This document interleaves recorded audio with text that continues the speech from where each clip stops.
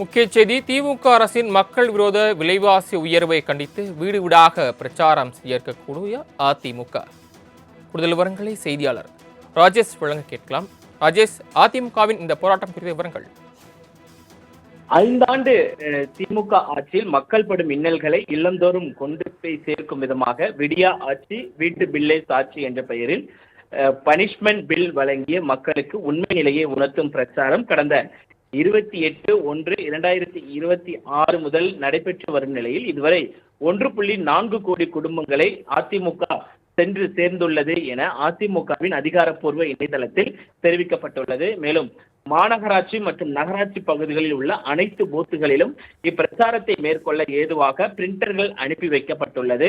சராசரியாக ஒரு வீட்டிற்கு 5,30,000 பேர் இந்த திமுக ஆட்சியில் இழப்பு ஏற்பட்டுள்ளது என்று தெரிவிக்கிறார்கள்.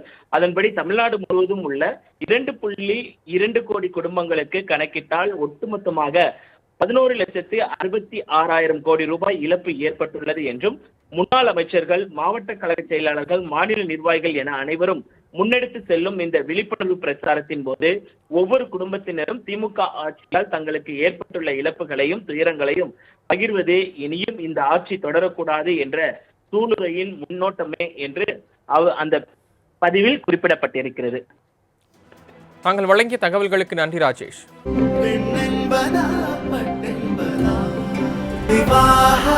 மணப்பெண்ணின் பிரத்யேகமான திருமணம் விவாஹா தி சென்னை சில்க்ஸ்.